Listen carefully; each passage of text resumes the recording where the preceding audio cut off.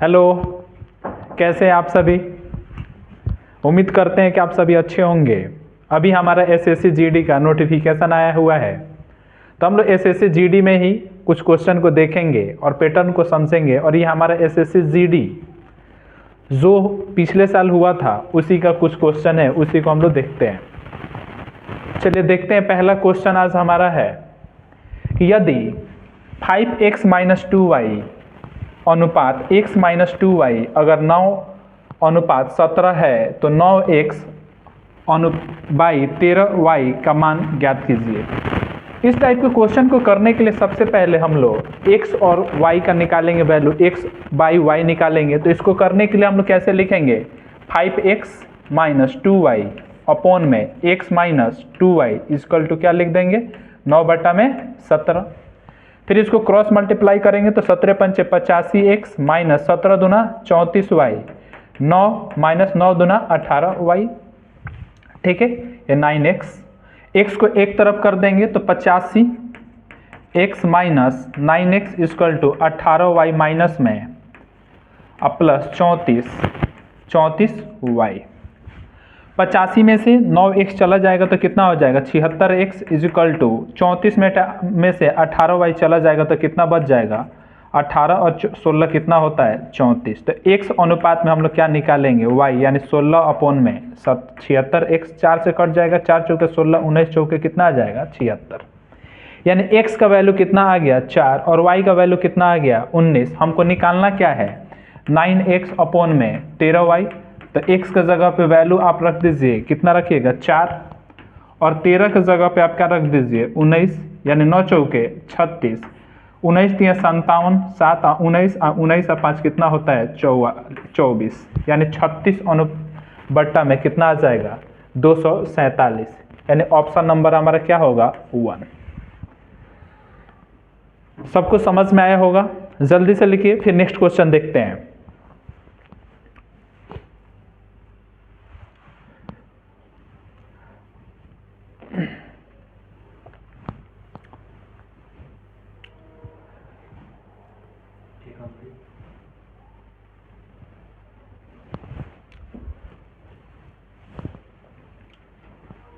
ये हमारा next question है कि यदि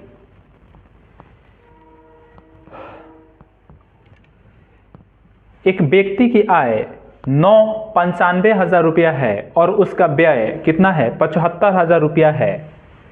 यदि उसकी आय में 18% और व्यय में 12% की वृद्धि हो जाती है तो उसकी बचत में कितने प्रतिशत की क्या होगी, वृद्धि होगी। इसको हमारा क्वेश्चन जो है एक्सपेंड और एक्सपेंडिचर पे है, इनकम और सेविंग और एक्सपेंडिचर पे है। यानी इसका मतलब आप लोग जानते होंगे कि हमारा इनकम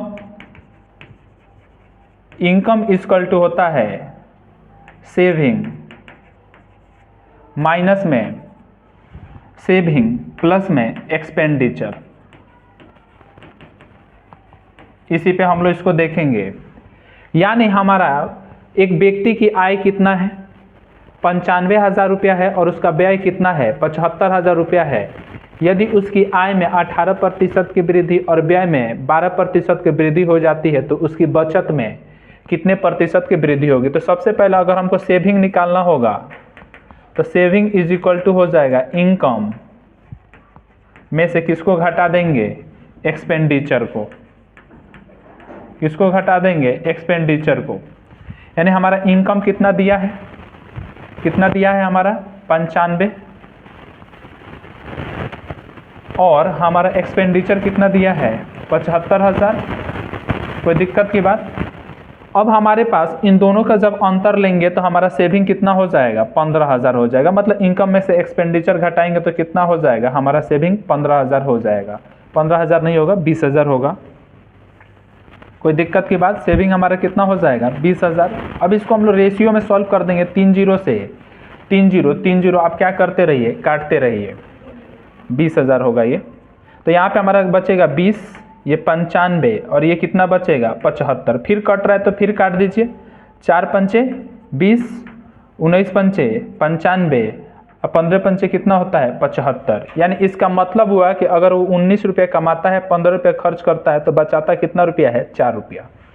अब हम लोग इसको डायरेक्ट करेंगे, उसको क्या बोला है कि आय में 18% की वृद्धि, तो इसमें डायरेक्ट 18 से गुणा, और व्यय में 12% की वृद्धि, तो डायरेक्ट 12 से गुणा, और हम इसको x मान लेंगे, तो यहाँ पे कितना आ जाएगा 4x।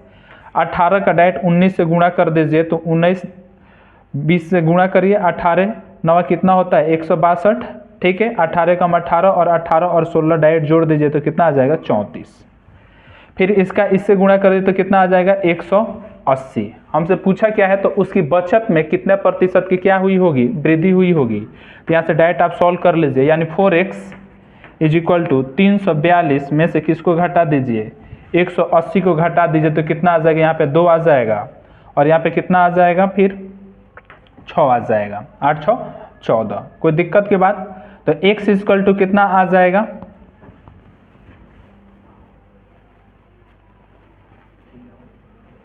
यहाँ पे 2 आएगा, फिर 814 यानी 162, ठीक है। यानी x इक्वल टू 162 अपॉन में कितना आ जाएगा 4, यानी 4 चौके 16, फिर एक 0 और 4 पंचे 20, यानी उसको कितना प्रतिशत की क्या हो जाएगी, बचत में कितना प्रतिशत की वृद्धि होगी 40.5%। ऑप्शन नंबर कौन सा होगा, ऑप्शन नंबर 3। ये हमारा क्वेश्चन इनकम और एक्सपेंडिचर और सेविंग पे बेस्ड है, तो डायरेक्ट हम लोग इसी तरीके कर लेंगे। अगर इंक्रीज होगा तो 18 लिखें प्लस में, अगर डिक्रीज लिखता, अगर कमी होती तो 18 को क्या लिखते माइनस में। चलिए नेक्स्ट क्वेश्चन देखते हैं। क्वेश्चन हमारा नेक्स्ट है,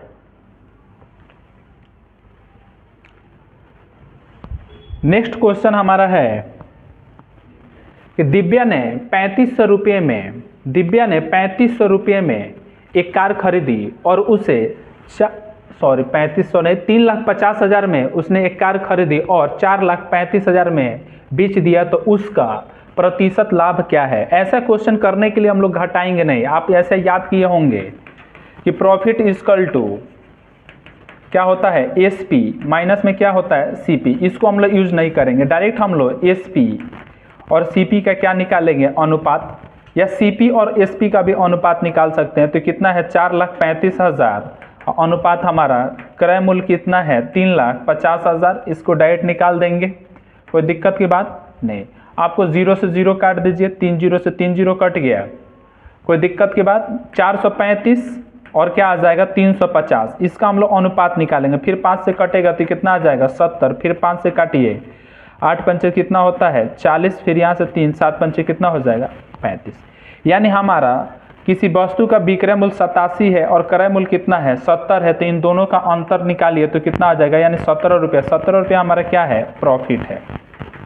और हमसे पूछा क्या है कि प्रतिशत लाभ बता दीजिए, तो प्रतिशत प्रॉफिट परसेंट अगर निकालना होता है तो हमारे पास होता है प्रॉफिट अपॉन में सीपी, इंटू में क्या लिखते हैं 100। तो प्रॉफिट हमारा कितना है 17 रुपया, सीपी हमारा कितना है 70 रुपया, इंटू में क्या लिखेंगे 100, एक 0 से एक 0 कट गया, यानी 170 बटा में कितना आ जाएगा 7। आप इसको डिवाइड कर लीजिए, यानी 7 दूना 14, 4 बचा, सॉरी 3 बचा, फिर 7 चौक कितना हो जाएगा 28, फिर 2 बचा, फिर 7 दूना 14, फिर 8, यानी इतना परसेंट होगा। इसके लिए ऑप्शन हमारा क्या होगा 24.218, यानी ऑप्शन नंबर हमारा क्या होगा 3 हो जाएगा। कोई दिक्कत की बात, आप ऐसे यूज करिएगा तो भी हो जाएगा। Profit percent, profit is equal to SP minus CP, इसको भी आप यूज करिएगा तो भी आपका क्या हो जाएगा क्वेश्चन सॉल्व हो जाएगा। चलिए फिर नेक्स्ट क्वेश्चन देखते हैं।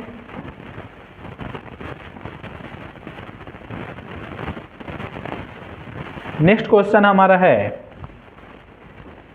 कि एक लंब वृत्तीय बेलन का व्यास 14 सेंटीमीटर और ऊंचाई 2 सेंटीमीटर है, तो उसके वक्र पृष्ठीय और कुल पृष्ठीय क्षेत्रफल का योग है। हमारा क्या पूछा है वक्र पृष्ठीय मतलब कर्व सरफेस एरिया, और हमारा कुल का मतलब यहाँ से हमें पूछा है टोटल सरफेस एरिया किसका बेलन का। तो सबसे पहले बेलन का वक्र पृष्ठीय होता है 2 पाई RH, ये निकाल लेंगे। फिर कुल वक्र पृष्ठीय होता है, कुल होता है 2 पाई R, और R प्लस क्या होता है H। इन दोनों को निकाल के इनका योग पूछा है तो हम लोग क्या कर देंगे, दोनों को क्या कर देंगे, जोड़ देंगे, या दोनों को क्या कर लेंगे, ऐड कर लेंगे। तो सबसे पहले हमको कर्व सरफेस एरिया निकालना है तो निकाल लेंगे 2 पाई आर, आर प्लस क्या कर लेंगे एच। तो दोनों को अगर योग पूछा है तो दोनों को क्या करते हैं, ऐड कर लेते हैं, टोटल, यानी टोटल हमसे पूछा है क्योंकि इसी तरह सॉल्व कर लेंगे 2 pi R H plus 2 pi R, और आर प्लस कितना होता है एच। तो हम लोग इसमें से 2 पाई आर दोनों में से कॉमन ले लेते हैं तो बचा क्या, एच प्लस आर प्लस क्या बचा एच। कोई दिक्कत की बात। अब क्या कर देंगे, वैल्यू पुट कर देंगे। हमारा व्यास है यानी डायमीटर है, डायमीटर कितना दिया है 14 सेंटीमीटर, तो रेडियस निकालने के लिए 14 बटा क्या कर देते हैं 2, यानी कितना सेंटीमीटर आ जाएगा 7 सेंटीमीटर। यानी आर का वैल्यू कितना है 7 सेंटीमीटर और एच की वैल्यू कितना है 2 सेंटीमीटर, यानी 22/7 ही यूज करना है, ये ऑलरेडी दिया ही है। और आर का मतलब कितना है 7, एच हमारा कितना है 2 और आर फिर कितना है 7 प्लस कितना हो जाएगा 2। इसको सॉल्व कर दें, इसको काट दीजिए, 22 दूना 44 और 7 दूना 9 2 11, यानी 11 चौक 44 और 11 चौक 44 और 4 कितना होता है 48, यानी कितना आ जाएगा 484। ऑप्शन नंबर कितना आएगा, ऑप्शन नंबर ए। आपको एग्जाम में एकदम फास्ट सॉल्व करना है, आपको हर चीजें आपको पहले से क्या होनी चाहिए, आनी चाहिए। चलिए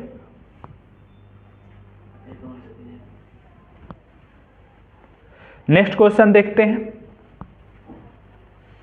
हमारा नेक्स्ट क्वेश्चन है कि एक शहर में, ये एग्जाम में आया हुआ सारे क्वेश्चन है। क्वेश्चन हमारा नेक्स्ट है कि एक शहर में भालुओं की जनसंख्या प्रतिवर्ष 3% की दर से बढ़ रही है। यदि शहर में, ये भालू होगा, थोड़ा सा प्रिंटिंग एरर है, ठीक है, टाइपिंग एरर। भालुओं की वर्तमान जनसंख्या 21,218 है, तो 2 वर्ष पूर्व भालुओं की जनसंख्या कितनी थी। ये परसेंटेज का क्वेश्चन है। हम लोग पहले 2 वर्ष के भालुओं की संख्या को कितना मान लेंगे x, और प्रतिवर्ष कितना बढ़ रहा है 3%, तो डायरेक्ट इसको लिख दें 103/100। 2 वर्ष के बाद पूछा है तो 103 बटा क्या लिख देंगे 100, और हमारा 2 वर्ष के बाद भालुओं की जनसंख्या कितनी हो जाती है 21,218। अब इसको क्या करना है, सॉल्व कर देना है। इसको आप सॉल्व कर दीजिए, देखिए तो क्या हो रहा है 6 18, फिर आपको इससे डायरेक्ट कट जाएगा कितना बार में 206 बार में क्या हो जाएगा कट जाएगा। फिर यहाँ से काट दीजिए, 103 दूना कितना होता है 206, यानी x का वैल्यू आ जाएगा 2 पे कितना 0 4 0, यानी 2 पे हमारा कितना 0 हो जाएगा 4 0, यानी ऑप्शन नंबर कौन सा होगा 3। कुछ नहीं था, हमने क्या किया 2 वर्ष पहले भालुओं की जनसंख्या x कर लिया, हर साल 3 वर्ष बढ़ रहा है तो परसेंटेज में क्या करते हैं 103/100, 103/100 इज इक्वल टू 21,218, और इसको सॉल्व किए, अपना आंसर कितना आ रहा है 2000 का आ रहा है। कोई दिक्कत की बात, इसको करिए। फिर नेक्स्ट क्वेश्चन देखते हैं। नेक्स्ट क्वेश्चन देखते हैं,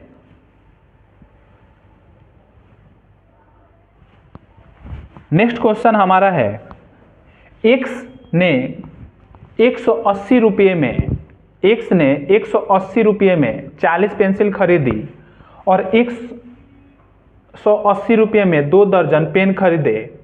एक पेन और एक पेंसिल का मूल्य के बीच का अंतर ज्ञात कीजिए। एक पेंसिल और एक पेन के मूल्य का क्या करिए, अंतर ज्ञात करिए।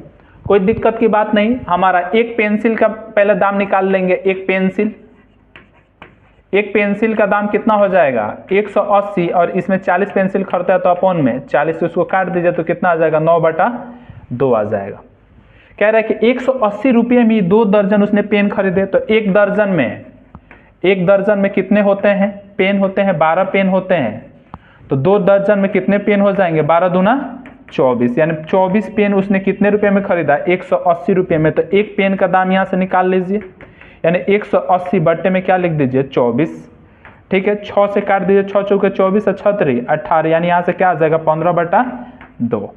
हमसे पूछा क्या है कि एक पेन और एक पेंसिल के मूल्य के बीच का अंतर, यानी एक पेन का दाम कितना है 15/2 और एक पेंसिल का मूल्य कितना है 9/2, तो अंतर यानी 15/2 में से किसको घटा दीजिए 9/2 को घटा दीजिए, तो 15 में से 9 घटा दीजिए तो कितना आ जाएगा 6/2, यानी हमारा दोनों का अंतर कितना हो जाएगा 3 रुपया हो जाएगा।